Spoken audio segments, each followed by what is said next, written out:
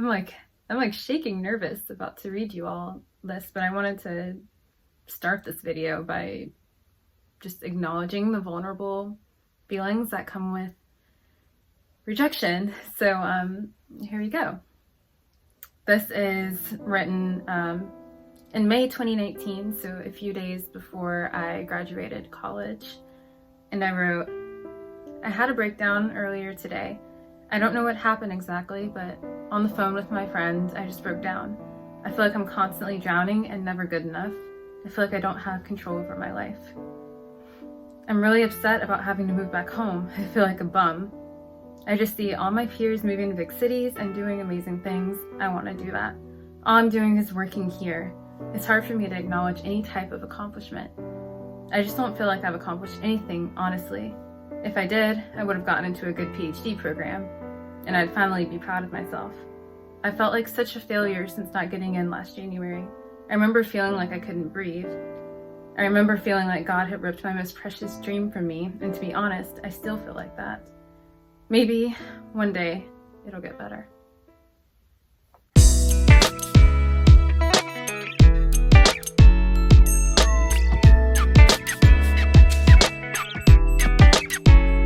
Hey everyone, welcome back to Becoming Dr. Baker. It feels really weird to be so cheery after reading something super devastating, but I wanted to open with that because I have to acknowledge how sad I was when I didn't get into a program. And although things seem really sunny now and I'm at Columbia and I'm all happy, mostly, and I don't know, it's hard for me to look back at that really dark time in my life. And it may seem like I'm exaggerating, but it was, at the time, just one of the worst things that I had experienced, getting ready for graduation or like just waiting, checking message boards to see if I had gotten an interview and didn't get any. I felt so lost when all of my friends seemed so sure of what they wanted to do. So today's video is going to be about dealing with graduate school rejection and how to move on, and honestly, how to love yourself. Most of my videos have been focused on interviewing and, like making that decision, red flags to look out for PhD programs and all those sorts of things, just kind of assuming that you're going to gain acceptance. And I truly, truly hope that that's the case. I'm really rooting for all of you. And I hope that everyone gets into the program of their dreams. But the honest truth is that some of you won't. I didn't get in the first time I applied, and it sucked. It sent me into a downward spiral initially, but I got out of it stronger than I was before. And I want to kind of take you guys through that journey and show you how to best prepare for that graduate school rejection if it does come your way. There's a week in January where universities kind of send out their admissions interview invites, and everyone gets really excited on Grad Cafe. And I knew that it was coming because my best friend had gotten accepted to a clinical psych program the year before. So she was kind of able to like coach me on when things, might be coming my way, what to expect, that sort of thing. And I was so excited. I hadn't received any interview invites before the holidays or during the holiday season. So I knew that for me, that week in January was going to be it. And I would refresh my email like a gazillion times, just like waiting and waiting. I would pray on it, and I would go on Pinterest and like look up like, oh, Atlanta, what would it be like to live there? Or Washington, D.C., which is like still my dream city. Memphis, Houston, like looking at all these places like, wow, it would be so amazing because I am from a super small town and I saw this as like my ticket out. Like I had sacrificed my undergrad degree, like going somewhere that is, like 40 minutes from where I'm from. So I was ready to just like get out. I was so excited. And so when that week came, I would refresh my email and nothing. I was beginning to wonder, I'm like, is there a fluke? And like, it's not that I really expected to get an interview invite necessarily, but I don't know, I guess a part of me did. Watching my friend get accepted the year prior just made it seem like, oh, okay, like this is something that I can do too, because I did think I was capable. I knew that I had a lot of research experience. I knew that I was like decently intelligent, but I completely underestimated how competitive these programs actually are and what they're really looking for. So I was screwed. And by the end of that week, I remember just sitting on my bed, like taking a deep breath and being like, I don't think I got in anywhere. And saying those words out loud made me just want to crumble and fold. And I did. I remember like just crying on my bed that night. I didn't really live with people I was close with, so it was just kind of me to myself taking in the news, and it sucked. I think the worst part was I didn't want to tell anyone because I was so ashamed and like so embarrassed. I didn't want to tell my parents because my mom had been, working extra shifts to like pay for my applications. They were rooting for me. Like extended family knew that I was applying, like, oh, Bree's gonna get her PhD. I was excited for that, but it wasn't happening. And I didn't want to tell my friends who were off to med school and off to different states to pursue jobs at big companies because, I don't know, I just felt so embarrassed. I didn't know who to tell, so I kept it in for a little while. So the first person I told was actually a little bit unexpected. It was my boss at work, who I didn't really, I wasn't super close to her, but I was working full time at the time and I was just a mess. I think I came into the office that day. I worked at a research company at Duke, and I was just not my usual self. I would dress up for work. I looked slouchy. I had these bags under my eyes. I looked awful. And my supervisor was like, hey, is everything okay? And I was just like, my life's over. Because that's what it felt like. And it felt like that for a few weeks. And I just remember crying in her office. I can't believe this is happening to me. Again, I know it seems like I'm exaggerating and that, things are obviously okay now, but at the time when you are an undergrad and you've applied and you see all your friends getting to pursue these things and your dream just gets crushed, before you could even think about realizing it, that sadness was so hard for me. It was so hard for me to bear that shame because I think for me, I had built so much of my self-esteem and so much of my self-worth off of academics. And I did that for a long time, I think since elementary school. And in some of my previous videos, I think I talk about, how I hid during my undergrad years. And what I mean by that is I wasn't myself in undergrad. I got so intimidated by the success surrounding me that I just decided to completely hide myself, put my head down, do research, which if you know me, I'm a very out there and more bubbly person than that, but I was much more reserved and quiet because I just didn't think that I could do that. But I did know that I was always celebrated and affirmed for my academic achievement. And so that's what I did. I put my everything into my work. I would have 3 lab positions at once. I worked full time while going to school and research. I busted my butt. And when I saw that I didn't get accepted, it was like a shot to the heart because it was everything that I had founded myself on. One by one, I slowly told my friends, and I was just broken and they didn't know what to do. I didn't know what to do. It was just this sad time, and it was a weird time too, because around this time, this is probably mid-January to beginning of February, my friends were excited. They had jobs lined up where they were applying to things. They were excited about graduation. There's all these customs at UNC that you do for graduating seniors that it's supposed to be such a happy time. I mean, it's your last semester of college. You're supposed to be living it up, but I was falling and spiraling into a depression that I desperately wanted to get out of, but couldn't. And I didn't want to bring down those around me, so I just stayed to myself. A key moment for me was when I sat down with 2 of my friends and, they just let me vent. And I think that was the best thing. I mean, just completely venting without judgment. Just being able to say what was on my mind, what I felt, because you're going to feel a lot of different emotions when you get rejected from a grad school. You're going to feel super sad and vulnerable and you may be angry. I mean, I had a lot of anger towards myself mostly, but also at the admissions committee, also at people around me who were succeeding. Yeah, I was bitter and I hate that I was, but that's the honest truth. I was just I just hated the world. I don't know. I was listening to my angry music from middle school and just sad and like in the pits of this depression. So having those friends to vent to was a pivotal moment for me, because not only did I vent, but we started to brainstorm solutions, which is something I hadn't done yet.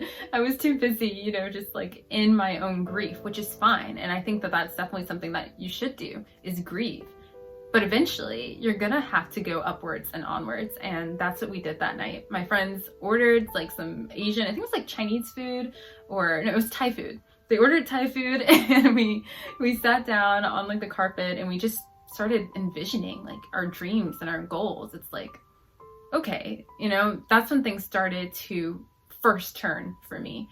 And mind you, this was a long process. This process of grief didn't come full circle until I got accepted into a PhD program. So don't think that this all happened overnight, because it didn't. That night, I started to reimagine my life. I was like, what do I want to be doing if it's not this? If I'm not going to be in school anymore, which I should probably make a video about that, but when, you know, you've had that student identity for the last 12 years, it's going to be really hard to shake. So what am I going to do if I'm not a student? And I was thinking, I'm like, who is Bree really? And that kind of started me on this whole journey of like self-discovery and realization, but it was good for me. I started writing down things like, I really like journalism. I like communications. Should I apply to journalism school? I started looking into broadcasting. I looked into other like news and video production type things, but that was short-lived, because, you know, I don't know why I thought that I'd be able to get a job in that with zero experience, but I didn't. At that time, I hated psychology, or I love psychology, but psychology did not love me back, apparently. So I didn't want to do anything psychology related, regardless of the fact that that was where all my experience was. So I was looking at things that were completely out of my experience zone, but at the same time, they were things that interested me. And it was kind of a cool experience in that, like, I finally got to admit that I was interested in communications, because like I said before, I was hiding and I was quiet and like whatever. So to say like, okay, you know, actually I do like this stuff, I'm going to try and pursue it, was a big step for me. And that wouldn't have happened without getting rejected from graduate school. The next thing that was on my list was to reach out to the schools that rejected me. And mind you, this was probably the hardest thing that I had to do. And I wish I had all of the emails from that time, but they were not the best. I basically reached out to all of my like potential advisors and emailed them saying, you know, like, thank you so much for considering my application. I'm just requesting some feedback. What are some things I can improve on? Blah, blah, blah. And people were really, really gracious in explaining to me where the deficits in my application were. For me, it was like GRE scores and actually letters of recommendation, which again, I will make a video on that. Make sure you get someone who really knows you to write your recommendation. But all those things were out of my control, and I felt relieved when I got that feedback, but at the same time, like, I wanted more. It was like, okay, you know, some people were like, oh, well, I don't really accept people straight out of undergrad. And I'm like, that's so discriminatory. So looking at things like that was hard for me, but it also helped me kind of realize that, like, there are factors that are out of my control, so let me focus on what I can do. So at that point, it's around like February, March, I've been emailing, you know, the professors that I applied to for feedback, and I've also been applying to jobs that are way out of my domain, and I wasn't getting any like callbacks or interviews for jobs too, which of course made me feel like even more of a failure. And eventually, I found my way back to psychology, figuring that I would just take some job in the meantime before I became a big movie star. I don't really know where my thought process was at the time, but honestly, I guess I was just hurt. Eventually, I started getting interviews, of course, once the jobs I applied to were actual ones that I was qualified for. And I started getting some job offers, which felt really awesome. I got offers to work at like Emory, to work at a place at like Mass Gen. So I was getting really excited about that, even though it wasn't necessarily what I wanted. And eventually, as you know, I started a job here in North Carolina working as a public health analyst, which I loved and which was a big part of my recovery from getting rejected to graduate school. Again, as a recap, you have to grieve, you have to move upwards and onwards, and you have to trust. I think that's the thing that was the biggest for me that I had to learn was I had to trust in the process. And I hate when people say that, because I'm like, I don't trust the graduate school admissions process. Like, what do they know?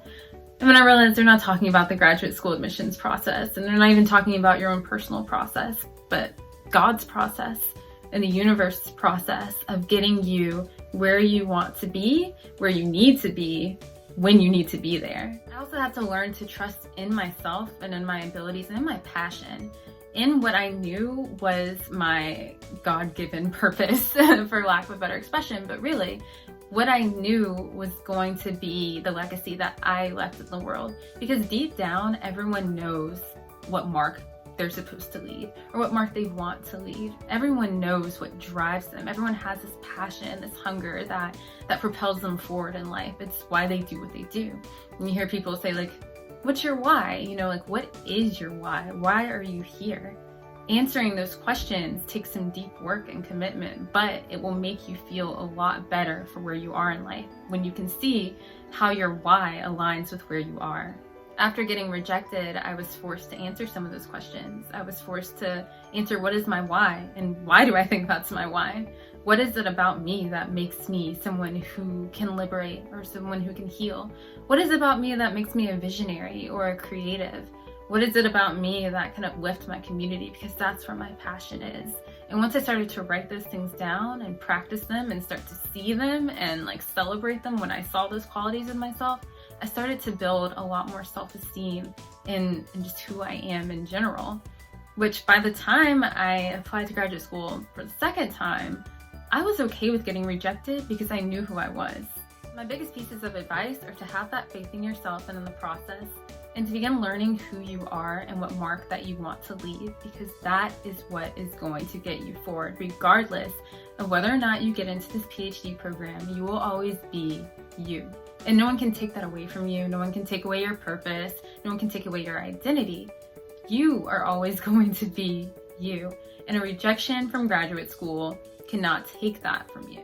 Also, video coming on this later, but graduate school may not be what you think it is. Just saying. So if you're out there and you got rejected from graduate school, from a PhD program or a master's program, from medical school, from PA or dental school or whatever, you're gonna be okay. I'm still here. I'm getting like a little bit emotional just because, you know, like it really was a difficult time, but I'm still here. And regardless of what I built my self-esteem off in the past, now I know who I am. And going into graduate school, knowing who you are is going to be a big asset. Use this time to plant the seeds that you want. Really imagine where you want to go. Really think about who you are, what kind of doctor you want to be, and become that person today. Show up as that person today. Because it's hard, and you're going to start thinking about like the what ifs, what if I had gotten into graduate school? My life would be so much better. No, it wouldn't. It wouldn't be, because you wouldn't have been healed. So take this time for healing. I don't know why this turned into a sermon, but getting rejected sucks. Acknowledge that first, but then move onwards and upwards, because rejection is simply redirection, and you're going to get to where you need to be regardless.